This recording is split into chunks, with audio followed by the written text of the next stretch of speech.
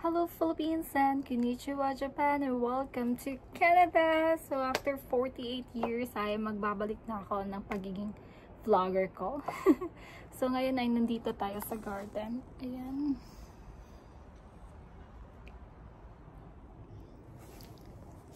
Kasi mas malamig pa dito kaysa sa loob ng bahay. So, ngayon ay i-share ko yung buhay ko dito sa Canada na mas stressful pa kaysa sa Japan. Ngayon ay nandito ako kasi gumagawa ako ng, ayan, resignation letter.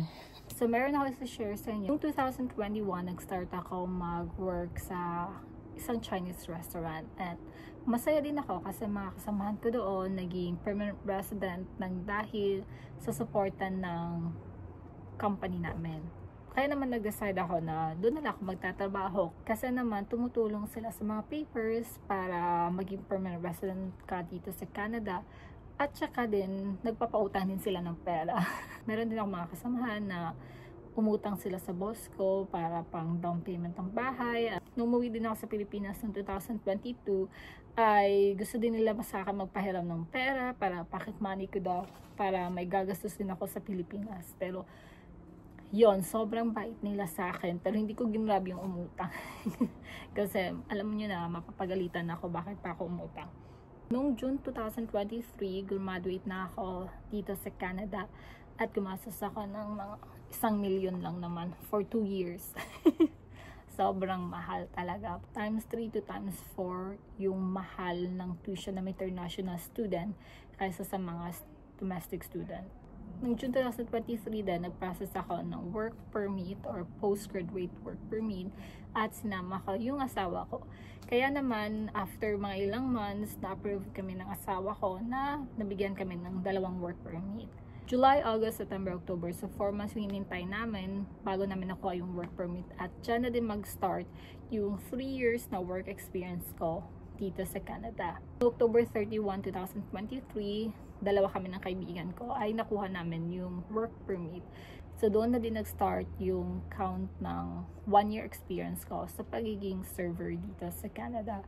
Tapos after 1 year ng 2024, last year, tapos ayun yung pwede na akong mag-apply ng permanent residency last year. Ang semi-skill pala, pwede yung mga trabaho ng mga cashier, server, mga housekeeping, cleaner, pwede kang mag-apply noon ng permanent resident.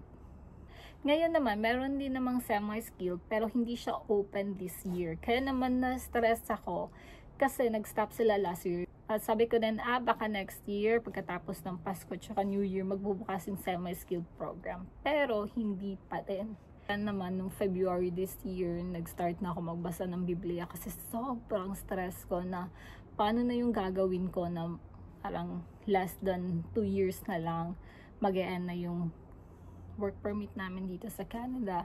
So, noong February, naisipan ko na mag-focus na akong mag-apply sa government. Yun yung mga health authority na magbibigay sila ng automatic na permanent residency. Noong April, nag-apply ako ng housekeeping sa hospital.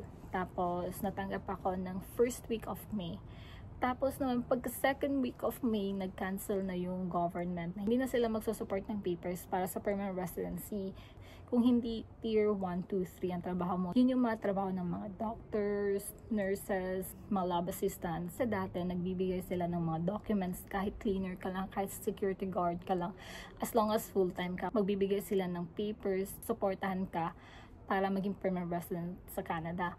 Pero nung second week of May, nag-close na sila. Pina-priority na lang nila yung tier 1, tier 2, at saka tier 3. Yun yung mga trabaho ng mga doctors, nurses, mga med lab assistant. So doon lang sila mag-focus sa magbibigay ng papers. Kaya naman, sobrang stress ko. Mas lalo akong parang hindi ka na mapakali kasi less than 2 years na lang yung stay mo dito sa Canada. So, sobrang stress ko kasi sa 2 option ko, sa pagiging server na mag-apply ng semi-skill, nag-cut off muna sila. Hindi naman nila kinancel yung semi-skill, pero nag-stop muna sila at hindi muna sila nagtatanggap or wala mo nang draw sa semi-skill.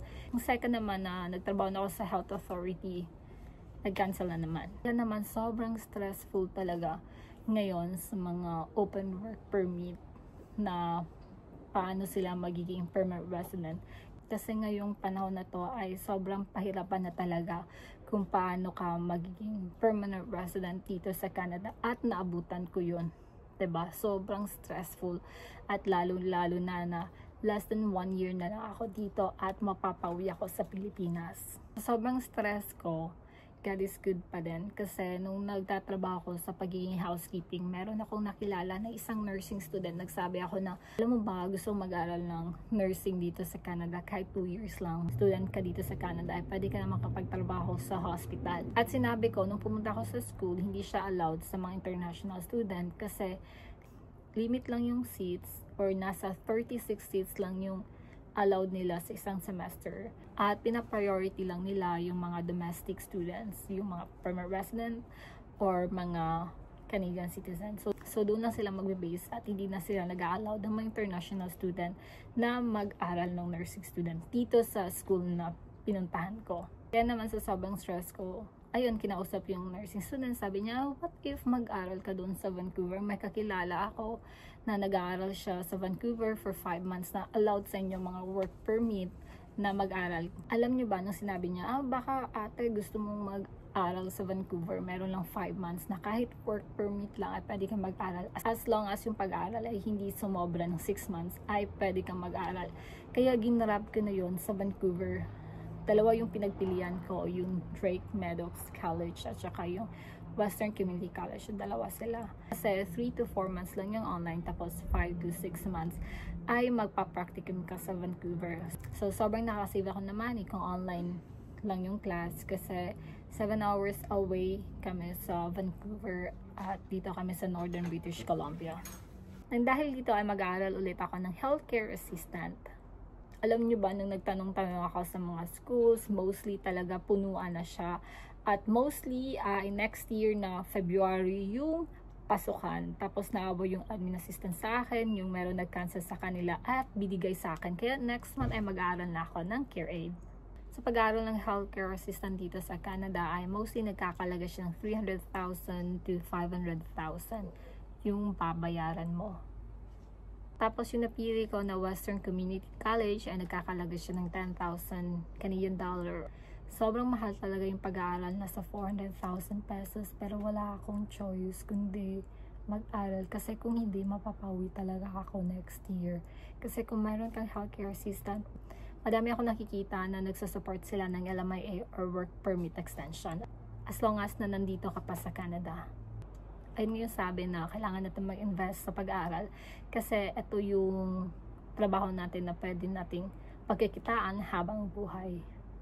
Sana sa plano kong ito at sa sacrifice ng mga pamilya ko, sana ma-extend ako at mabibigyan ako ng permanent resident dito sa Canada. Hopefully, sana makuha ko yung dream ko na maging permanent resident dito sa Canada.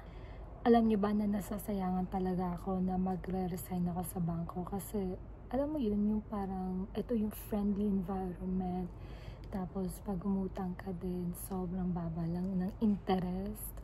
So for example, sa line of credit sa ibang bangko, umabot ng 10 to 11% pag hindi ka, pag hindi ka staff. Pero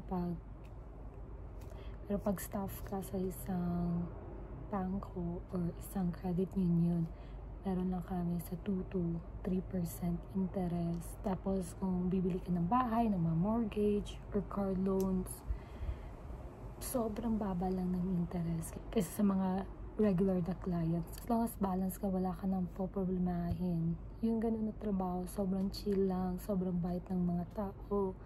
Hindi lang mga kasama ko sa trabaho, kundi mga kliyente ko. Ayun talaga nasasayangan ko. Ito yung pinakamasayang trabaho na supportive lahat. And ayun, family talaga yung turingan namin sa isa't isa. At ayun, nasasayangan ako kasi isang buwan na lang at aalis na din ako dito. Ayun nga, kahit mahal ko yung trabaho ko, mga kasamaan ko, mga clients ko, pero kailangan ko mag-sacrifice para sa akin, para sa pamilya ko, para sa asawa ko, at para sa magiging future na family talaga na magkaanak ako. Kasi Sa totoo lang, gustong gusto ko na magka-baby, pero yung problema nga, ayaw kong mabuntis, na stress ako. Kaya gusto kong tapusin ko muna yung career ko na to. Kasi gusto ko yung smooth yung pagbubuntis ko, na hindi ako stress, wala akong iniisip. Kundi ako lang at saka yung baby at saka yung asawa ko. Yun lamang po. Maraming salamat po sa panonood. And see you sa next vlog ko. Bye-bye!